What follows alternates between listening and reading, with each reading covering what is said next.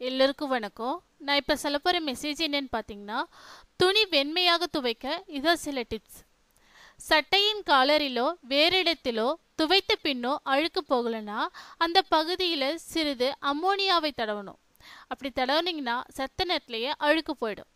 சரிங்களா? அடுத்ததா, துவைத்த துணிகளை அதிக நேரம் வெயிலில் காயப்படக்கூடாது. அதிக நேரம் வெயிலில் காய்ந்தா துணியின் சாயம் வெளுத்துடும். துணிகள் கொஞ்சம் காய்ந்ததும் கொண்டு வந்து அயன் செய்தால் சுலபமாக இருக்கும். துணிகளில் ஏற்படும் கரையை போக்க எலுமிச்சைப்பழ சாரோட உப்பை கலந்து கரைப்பட்ட இடத்துல தேய்ச்சி தண்ணீரில் அலசனம்னா கரை போயிடும். துணிகள் மீது உள்ள கரைகளை போக்க கரைகள் உள்ள இடத்தை தண்ணீரில் நனைக்கணும். நனைத்த அந்த பகுதியை பிளாடிங் தாளின் மீது வைக்கணும். அதன் மீது சூடான இஸ்திரி பெட்டியால் இஸ்திரி செஞ்சோம்னா கரைகள் போயிடும். அடுத்ததா, துணிகளில் இரத்தக்கரை இருந்துச்சுன்னா அதை உடனே போக்கிட முடியும். உப்பு கலந்த குளிர்ந்த நீரில் இரத்தக்கரை பிடித்த துணியை கொஞ்ச நேரம் ஊற வைக்கணும். பிறகு எடுத்து சுத்தம் செஞ்சோம்னாக்கா இரத்தக்கரை இருக்கவே இருக்காது. அடுத்ததா, கம்பளி துணிகளை தண்ணீரில் போட்ட உடனே அது உடனே சுருங்கிடும்.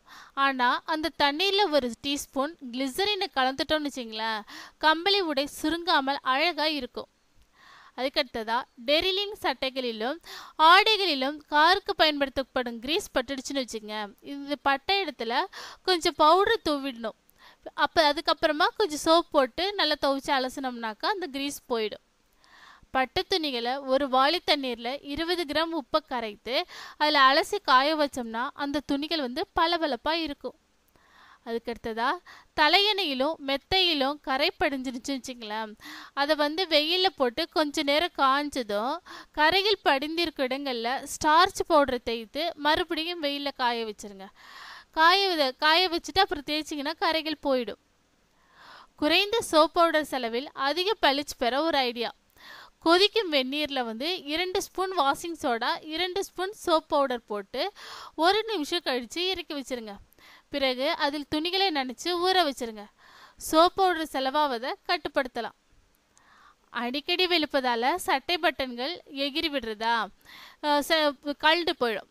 பட்டன்கள் மீதும் பின்புறமும் நிறமில்லாத நகப்பாலிஷ் இருக்குது பார்த்தீங்களா, நெயில் பாலிஷு, அதை பட்டனை சுற்றியில் இந்த நூல்கள் மீது எப்படி சொல்கிறது, கலர் இல்லாத நெயில் பாலிஷ் இருக்கும்ல, நெயில் கலர், அதை வச்சுருங்க. அப்படி வச்சிட்டிங்கனாக்கா பட்டன்கள் பல நாட்கள் கூடுதலாக உழைக்கும். அது அவ்வளோ சீக்கிரம் அந்த நூல் விட்டு போகாது. எம்ப்ராய்டரி போட்ட துணிகளை இஸ்திரி போடும்போது துணியின் பின்பக்கமாக தான் போடணும். எம்ப்ராய்டரியின் மீது இஸ்திரி போட்டோம்னா எம்ப்ராய்டரி கேடும், அதன் பளபளப்பும் போயிடும்.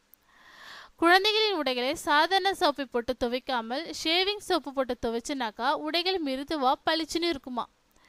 வெள்ளை பருத்தி துணிகளை கொதிக்கும் நீரில் போட்டு துவைக்கலாம். ஆனால் லினன், நைலான், டெர்லின் துணிகளை கொதிக்கும் நீரில் போடவே கூடாது. நாம் தொடக்கூடிய அளவுக்கு சூடுள்ள தண்ணீரில் மட்டும்தான் போடணும். அடுத்ததா, துவைக்க வேண்டிய எந்த துணியையுமே 4 மணி நேரத்திற்கு மேலே ஊற வைக்கக்கூடாது. அதுக்கு மேலே ஊற வச்சிங்கன்னா ஊறும் நிலையிலேயே மீண்டும் துணிகளில் அழுக்குப்படிய ஆரம்பிச்சிடும். புது துணிகளில் உள்ள ஸ்டிக்கரை அகற்றணுனாக்கா உள்பக்கமாக திருப்பி இஸ்திரி பண்ணிங்கனாக்கா ஒரு பக்கெட் தண்ணீரில் உள்பக்கமாக திருப்பி இஸ்திரி பண்ணிங்கனாக்கா அந்த ஸ்டிக்கர் போயிடும். அடுத்ததா, ஒரு பக்கெட் தண்ணீரில் 3 ஆஸ்பிரின் மாத்திரைகளை கலந்து அதில் துணிகளை ஊற வைத்து துவைத்தால் வியர்வை நாற்றம் சுத்தமாக போயிடும்.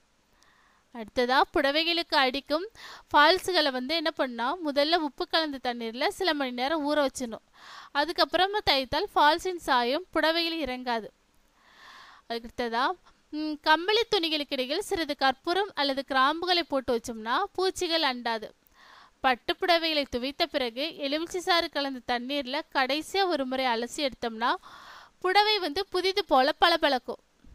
துணிகளை ஊற வைக்கும் போது அரை பக்கெட் தண்ணீருக்கு 1 டேபிள் ஸ்பூன் வினிகர் வீதம் கலக்கணும். ஒரு துணியின் சாயம் மற்றொன்றின் மீது ஒட்டாமல் இருக்கும். காட்டன் துணிகளுக்கு கஞ்சி போடும்போது கஞ்சியுடன் சில துணிகள் சொட்டு நீளம் கலந்து விட்டால் துணிகள் ஆங்காங்கே கஞ்சியின் வெண்மை நிறத்திட்டுகள் படியாமல் இருக்கும். லேஸ் வைத்த துணிகளை தலையணை உரைக்கல் போட்டு கட்டி வாஷிங் மிஷினில் போட்டு துவைச்சுன்னு வச்சிங்களேன், அவை பத்திரமாக இருக்கும். லேஸ் கழண்டு வராது. வெள்ளை துணிகளை ஊற வைக்கும்போது சில துணிகள் மண்ணெண்ணெய் சேர்த்து விட்டு பிறகு வழக்கம் போல துவைத்தால் துணிகள் பளிர்னு இருக்கும்.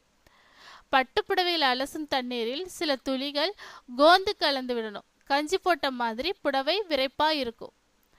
கஞ்சியில் சிறிதளவு உப்பை கலந்து பிறகு துணிகளை முக்கி எடுத்து காய வச்சோம்னாக்கா துணிகள் ஒன்றோட ஒன்று ஒட்டி கொள்ளாமல் இருக்கும். கம்பளி துணிகளை 1 டீஸ்பூன் கிளிசரின் கலந்து தண்ணீரில் துவைச்சோம்னா அது சுருங்காமலும் பொழிவிழக்காமலும் இருக்கும்.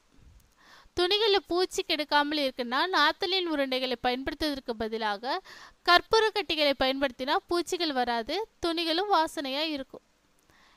ஓகேவா? இந்த மெசேஜ் உங்களுக்கு ரொம்ப யூஸ்ஃபுல்லாக இருக்குது நம்புகிறேன். பிடிச்சிருந்தா லைக் பண்ணுங்கள், ஷேர் பண்ணுங்கள், மறக்காமல் கீழே உள்ள சப்ஸ்கிரைப் பட்டனை சப்ஸ்கிரைப் பண்ணலாம். தேங்க்யூ.